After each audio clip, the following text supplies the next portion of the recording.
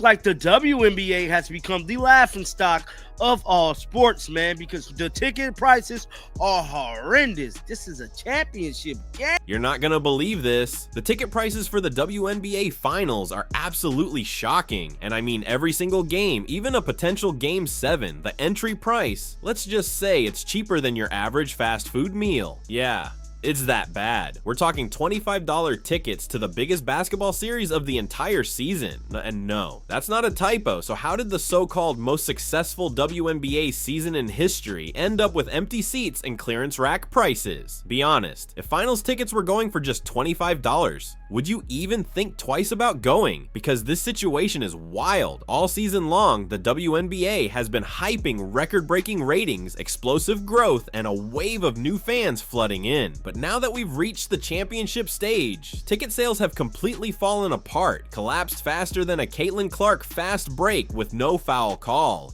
Debut, the Las Vegas Aces versus the Phoenix Mercury. And I'm telling you right now, this is probably going to be one of the lowest rated WNBA finals. And we're not talking about something that happened years ago. This is happening right now. Let's get into the numbers because they're almost unbelievable. Game 1 of the WNBA Finals in Las Vegas, the entertainment capital of the world. You'd expect packed stands, energy through the roof, a total sellout, right? Well, not even close. Upper level seats, just $30. Lower bowl, around $45. Want to sit behind the bench? That'll run you about $90. Second row, practically courtside, roughly $130. I've literally seen concert parking passes that cost more than that. And the crazy part, these exact same seats were 2 to 3 times more expensive last year. Courtside tickets in 2023, around $2,000. This year, you can sit front row for just under $1,000 if you're feeling fancy. Behind the basket, tickets are sitting near $800, and that's pretty much the only area that's close to selling out. But here's where it really stings. These aren't resale prices. These are the official listings from Ticketmaster and SeatGeek, meaning the league and the teams can't even sell seats at face value. She that led up to this game is pretty much attached to Caitlin's name. That is the Las Vegas Aces actually knocking off Caitlin Clark and the Indiana Fever. Well, Caitlin did not play, but we know the referees kind of had a hand in that, we should say, with kind of making sure the Las Vegas Aces was pushed to making it to the finals. Not to mention, we got none other than Dewana Bonner, former Indiana Fever, quit the team herself in the talk and conversation of this WNBA Finals, and more importantly, her significant other, Alyssa Thomas, has found herself in some hot water as well, with not really speaking about the... Let's get one thing straight. This isn't about Las Vegas suddenly losing interest in basketball. The Aces are still a powerhouse. Aja Wilson is putting up MVP level numbers, and with Chelsea Gray and Kelsey Plum running the show, it's pure entertainment every night. And on the other side, you've got the Phoenix Mercury, a team that fought tooth and nail to become relevant again this season. But here's the uncomfortable reality. Outside of the diehard WNBA faithful, most people just aren't tuning in. And that right there is the league's worst nightmare. Because when Caitlin Clark was in action, tickets disappeared in hours. Back in May, Fever games were selling out so fast you couldn't find a resale ticket under $200. But now, with her out of the spotlight, that once electric buzz has completely faded. Is the WNBA ticket prices. Yes, you guys heard me correctly. The ticket prices. So Legion Hoops, they made it their business to tweet about this. Now, I find this to be quite funny, me personally, bro. It says tickets for game 1 for the WNBA final between the Aces and Mercury are... This right here proves exactly what fans have been shouting all season long.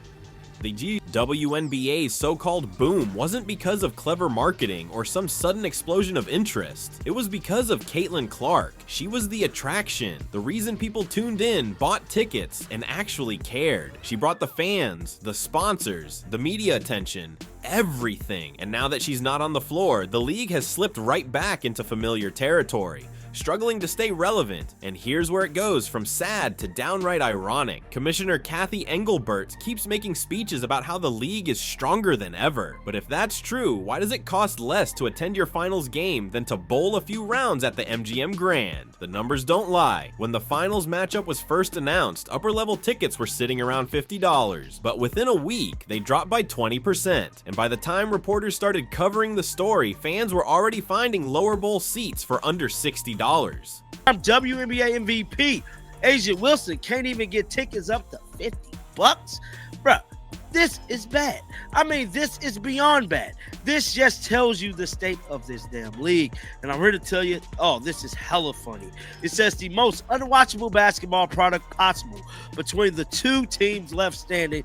Not to decimate it by injury, Kathy Engelbert really outdid it herself. This is an absolute optics nightmare for the WNBA, especially after spending all year bragging about historic growth. We've heard it non-stop: record merch sales, new sponsorships, massive brand deals with Nike. But none of that means anything if nobody's showing up for your championship games. And right on cue, the online defenders are in full spin mode. It's Vegas, there's too much competition for attention. Sure, that's true, but let's be real. When the NBA Finals eventually come to Vegas, you're not going to find $25 tickets or $45 lower bowl seats. You'll see fans paying thousands without hesitation because people actually care. The reality is, the league miscalculated badly. They poured everything into social media buzz and completely forgot about building a fan base that actually shows up in person. And here's the uncomfortable truth no one wants to admit: this finals matchup just doesn't sell itself. There's no Caitlin Clark, no Angel Reese, no drama, no trash talk, none of the storylines that pull in casual fans. It's just basketball. And while the on-court product might be solid, the league has unintentionally trained its audience to care more about controversy than the game itself. Let's call it what it is. Aces versus Mercury simply doesn't move the needle. No rivalry, no tension, no heroes or villains, just two talented teams playing in front of half-empty arenas. Even some players are quietly admitting it. The finals just don't feel like the finals this year. Compare that to the start of the season, when every Caitlin Clark game felt like a national event. Fever games were packed, cameras everywhere, fans lining up hours early. That electricity?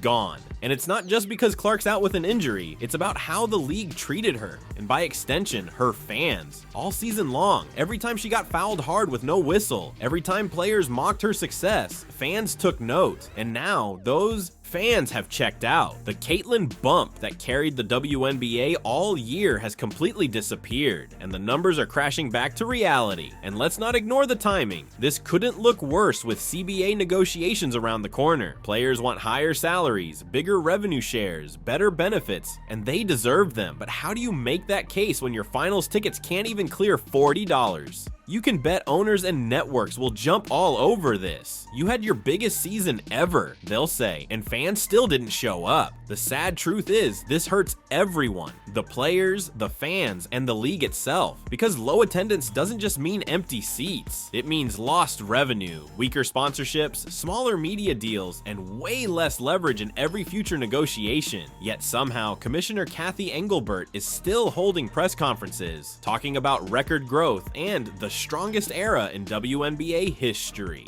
Meanwhile, fans can't even be convinced to show up for $30 finals tickets. If you're going to boast about historic success, you also have to acknowledge historic disinterest. And the optics, they're brutal. Social media is filled with screenshots of seating charts showing thousands of unsold seats in every direction. Some fans are joking that this is the most affordable finals ever, while others say the silence in the arena is louder than the referees' whistles this season. But all of this points to one huge problem: the league keeps ignoring what fans actually want. Fans crave consistency. They want their favorite players promoted properly. They want fair officiating, transparency, and respect for the athletes. Not constant PR spin and off-court drama. But instead of leaning into what's working, the WNBA keeps getting in its own way, obsessed with managing its image rather than feeding genuine excitement. It's almost like the league is allergic to authentic success. When Caitlin Clark arrived, she brought an audience the WNBA had never seen before. New fans, packed arenas, arenas, national buzz, and instead of embracing that momentum, they treated it like a threat. Now look where we are. Finals games with rock-bottom ticket prices, half-empty arenas, and a commissioner pretending it's all going according to plan. It's both sad and almost comical, and if things keep trending this way, next year's finals might actually fit inside a high school gym. Because here's the thing, it didn't have to be like this. The WNBA had everything. A growing fan base, national attention, new sponsors, and one of the most talked about stars in all of sports. Yet somehow they managed to turn all that momentum into $30 finals tickets. It's almost impressive in the worst possible way. For months, Kathy Engelbert and the WNBA front office have been patting themselves on the back like they've unlocked the secret to growing women's basketball. Every press conference sounded like a victory lap. Viewership is up, the brand is thriving, the league's never been stronger. But behind all that corporate cheerleading, the actual product didn't change. Same lazy marketing, same officiating controversies, same boring broadcast angles. They thought hype alone could carry the finals, and now reality just hit them square in the face. Even the players can see it. Sophie Cunningham, Nafisa Collier, Aja Wilson,